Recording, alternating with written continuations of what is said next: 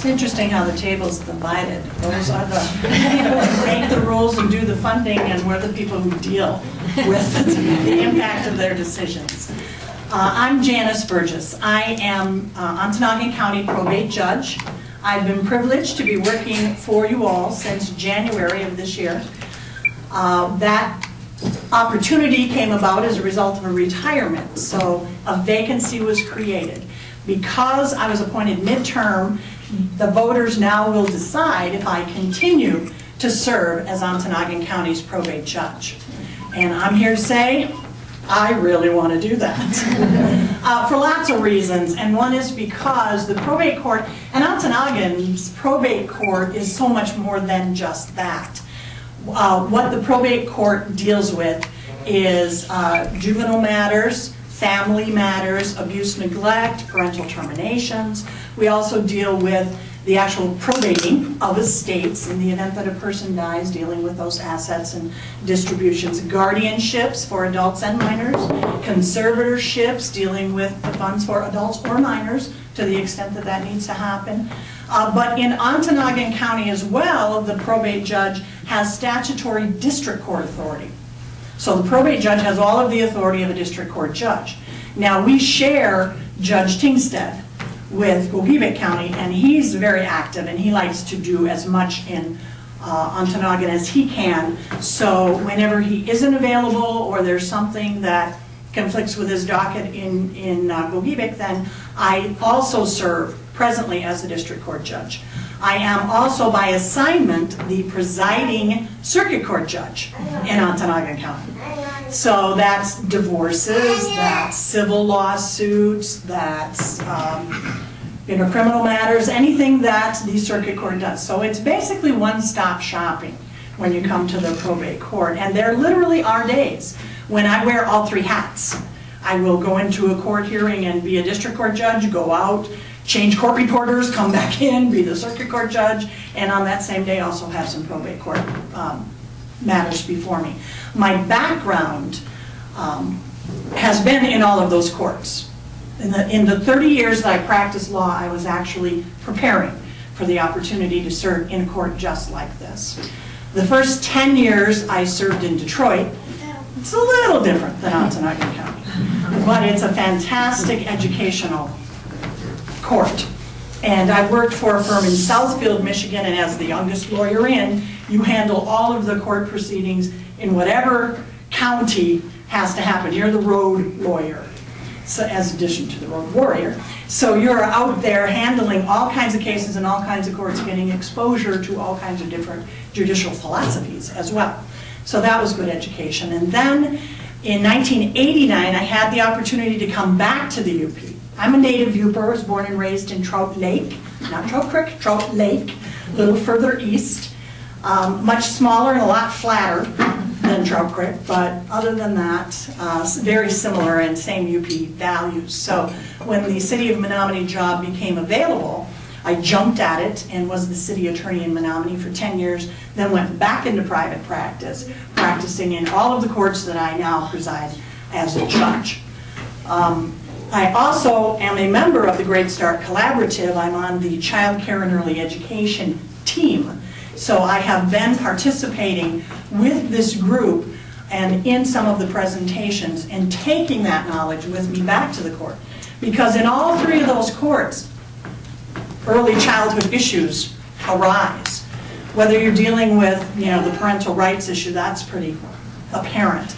Also, in any kind of a custody or a termination right of parental rights issue, in whether it's in a divorce case or not, even post-divorce issues, you're often dealing with the effects of the parents' conduct on their children, and education, early education, even in criminal matters.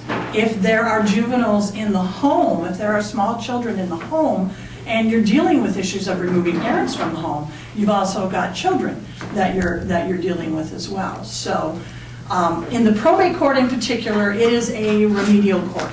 It's a court whose goal is not necessarily to punish, but more to make things better.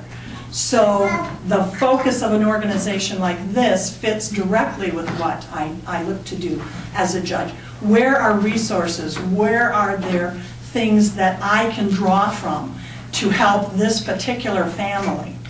And every case is a case by case. So you can't use a cookie cutter to deal with everybody, because everybody comes with their own set of who they are and where they came from. But to have a good overview of what's available out there to help me do that job is invaluable, and that's why while we wait for these guys to figure out what the funding's going to be and what kind of programs are going to be available, we are grassroots on the ground, trying to figure out how to get things done with what we have and with who we have.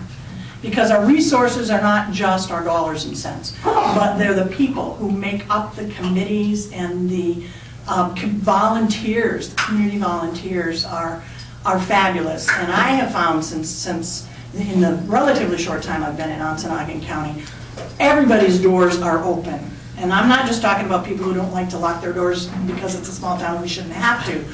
But as you ask for volunteers, they come out. They say, what do you need me to do? What can I do? If you go to a group that's already doing something and say, I think I have something to add, what can I do to help you? Their arms are just as open and say, come on along, boy, do we have stuff for you to do. It's an active community, and that's what we need to be, particularly because of our current economic issues. It's tough, and it gets people down from time to time, but the way that we pull each other up is to work together. And that kind of a spirit is helpful both in spreading the word on what's available out there and finding the need, because it's as important to know what your need is before you know what resources you need to apply to it. It's wonderful to have things here that you can apply, but if it's for a need that you don't have, you know, it's like sending parkas to Haiti. I mean, they don't really need to worry about snow issues. They need to worry about rain and heat and those kinds of issues. So let's make our resources match our needs and get everybody working and pulling together. And that's what I've done in the time that I've been here. Just a quick little plug for the OK team, Opportunity Knocking. Anybody who's heard about that? It's a volunteer thing. It was a volunteer group that we started. It's an arm of the Ontonagon County Economic Partnership. It's the public service arm. And our mission is very simple. It's to make Ontonagon County an even better place to live. And we will do that by doing whatever needs to get done. We've helped at the fair, at the county fair, to get the fairground ready. We literally rake leaves. After the parade for the Labor Day Festival, the Ontonagon team put on our incredibly beautiful bright neon t-shirts and cleaned up the streets, because that was a 3-day event there. So after the Friday night activities, we cleaned up the street so that for the Saturday activities, the street was clean again, so that on the, I think I'd have that backwards. I think it's Friday, Saturday, Sunday, whatever my days are. Point, help me out, Jim. Whatever my days are. So because then we had the big parade on Sunday and then the kiddie parade on Monday. And what we didn't want is for the people coming to the kiddie parade to sit in Sunday and Saturday's garbage. So that just like an hour and a half, we had 10, not just kids. The OK team started actually at the high school with the National Honor Society students, and then they had friends who said, hey, can I join? And right now, our youngest OK team member, one of the things we also did, I saw Superintendent Weber come in, we helped move the books from the library at the elementary school to the high school when the two campuses combined. And one of our volunteers is Eddie Yost. He's 6 years old, and he was helping us stack books, he and his mom. So we have grandparents, parents, kids, and little bitty ones. And he's using his brain and developing himself in his community in all kinds of ways. So that's what we have going for us, and it's a pleasure to be a part of it. Thank you.